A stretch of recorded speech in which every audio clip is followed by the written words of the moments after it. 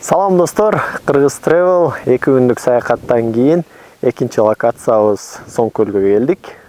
Соңкөл өзгөчө пейзаждарга, өзгөчө жаратылышка бай жер.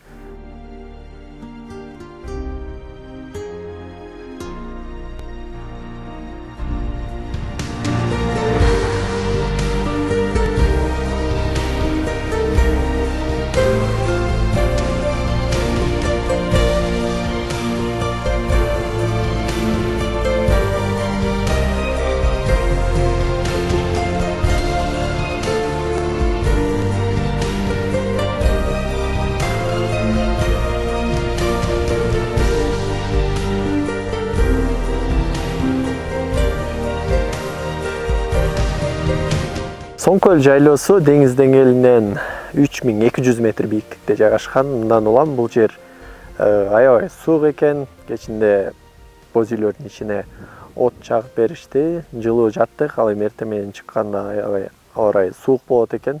Бирок ошого карабастан өзгөчө кубулуштарга туш болдук. Мисалга кечинде чыгып Бектур экөөбүз Саманчынын жолун, жылдыздарды камерага түшүргөнгө жетиштик. Эртең менен болсо күндүн чыгышын тартып жетиштик. Бул жерде эс алуубуз аябай сонун өтүп жатат. Эртең мененки тамак жеген соң ар ким өз иши менен алек. Сразу биринен сурап чыгабыз. Урматтуу Бектур Дүйшөнбаевич, бул өзүнүн фотоаппарат керек техникалардын баарын даярдап жатат. Соңкөл боюнча 1-2 сөз. Мунун баары сиздер үчүн албетте. Буюрса Соңкөлдө эс алуу аябай жакшы өтүп атат.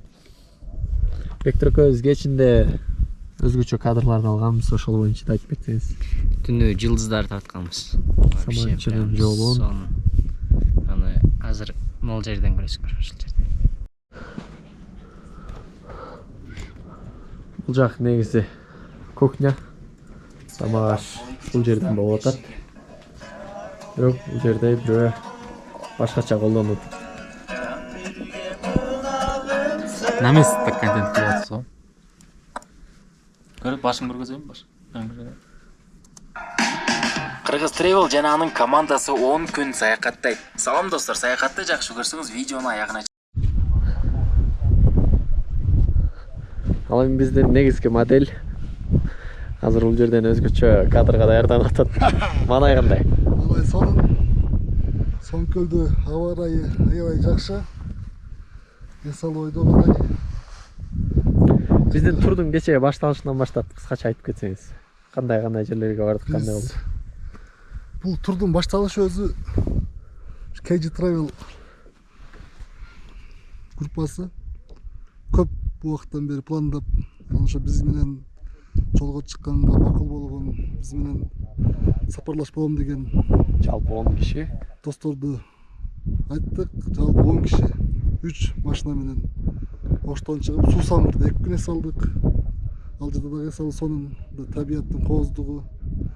Андан чыгып келип Кожомкул Балбандын үй музейин көрүп, алардан өттүк.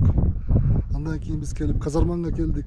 Казарманда жаңы түндүк түштүк альтернатива жолу менен Казармандан Молду ашуусу аркылуу түндө Соңкөлгө келип жеттик. Буюрса Соңкөлдө бүгүн эс алып, бүгүн бул жактан 33 Попугай деген ашуу менен түшүп, Нарын, Ат башы аркылуу Шар шаркыратмасы, Келсуу көлү, андан чыгып Кочкордо көлтөр, ошону менен Нарын облусун жыйынтыктайбыз. Андан кийин биз Ысык көл облусуна сапар тартабыз. Ал жакта дагы сонун кадрлар, сонун видеолор болот. Биз менен чогуу болгула. Биздин пландар ушулар. Буюрса бардык контент алды да. Азыр сиздер Соңкөлдүн сулуулугун көрөсүздөр.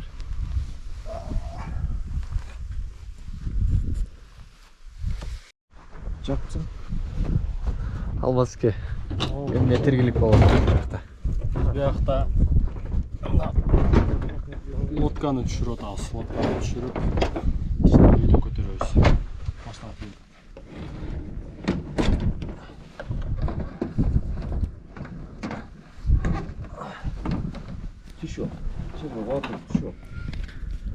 Достор, биз саякатка 3 машина менен чыкканбыз.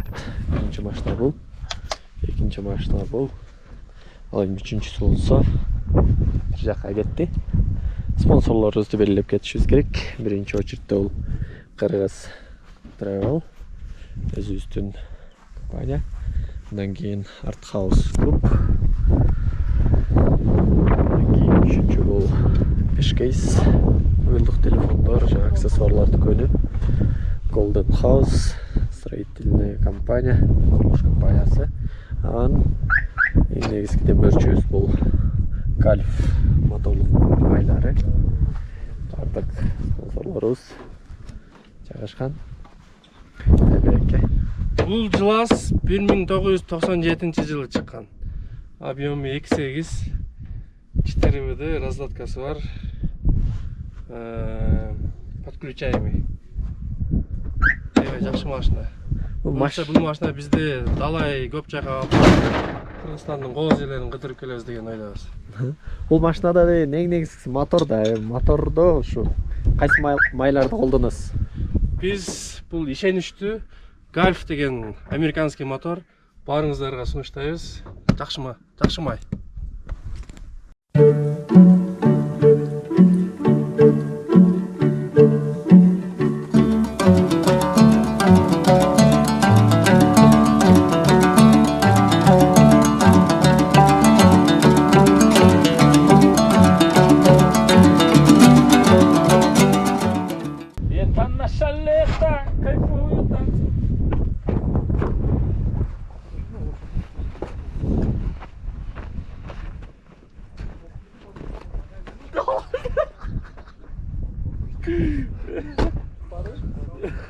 El görmesin de. Direkt söz. Саякат кандай өтөт? Саякат негизинен мыкты деңгээлде өтүп атат. Ал арада Соңкөлдө шамал ошого карабастан биз бул жаратылышка суктанып, кубанып, сүйүнүп, курдак жейли деп абиттик күтүп атабыз. Курдакка бир кирип чыкпайлы.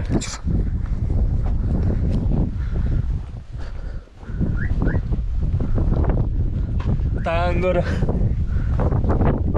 Бир коозунун көзүн тазалап. О, ассаламу алейкум. Мынакей, Кудай буйрса, бул коозуну чисто өзүн картошкага кошпой, азыр бул очокко сонун кылып кууруп, мощный кылып жейбиз. Ошол. Бул курдактын келишине эмне себеп? О! Бир мүнөт келсеңиз бул жакта аябай жакшы болот.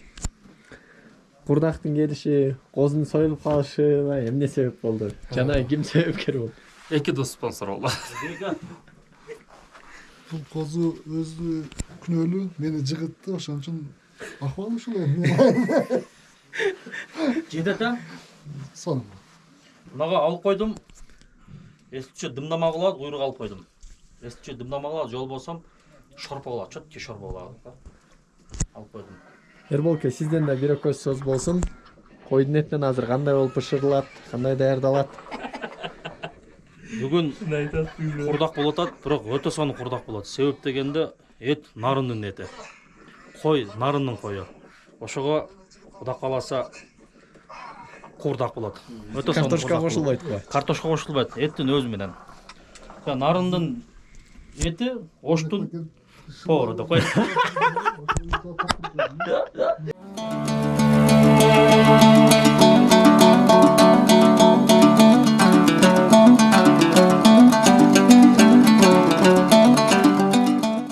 Бул жакта боз үйлөр, бир боз үйдө 4 адам жайгашса болот экен, 3 адам жайгашса болот экен. Ошо 6 орунду да боз үйлөр бар экен.